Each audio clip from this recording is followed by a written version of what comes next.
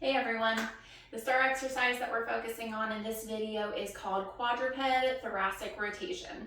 So we've done this previously in past videos in STAR Exercise of the Week articles, focusing on doing this in a seated position, which is a very good basic position to begin with if you haven't done this type of movement before.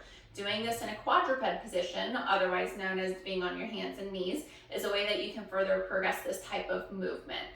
Really good to open up the thoracic spine, but we're also going to do it in a way where we're using our whole entire upper body, including moving the arm with us at the same time. And we'll focus on practicing one side at a time.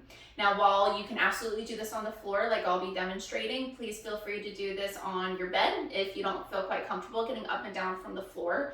If you do have some trouble with the joints, particularly knees, wrists, and hands, which are our points of contact in this position, you may want to continue doing this seated versus in the quadruped position. So just make sure that you're keeping things as comfortable as possible. Okay, so first you're going to start off on the hands and knees here.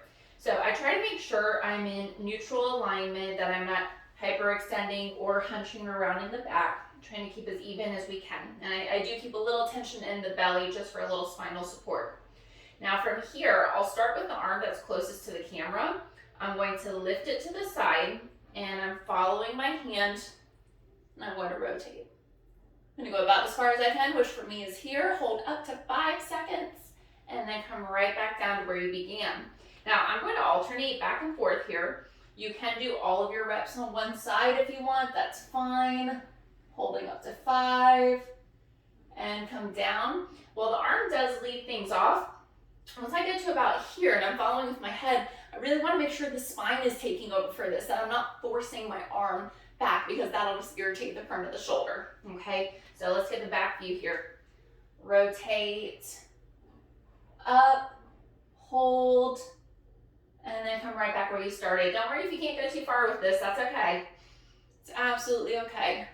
But this is a really great one to add to home to work on that thoracic mobility. Get a little bit of head and neck movement, plus the arm and shoulder there as well. All right, so again, you can alternate back and forth like I was just doing, or you can do everything on one side and then switch to the other.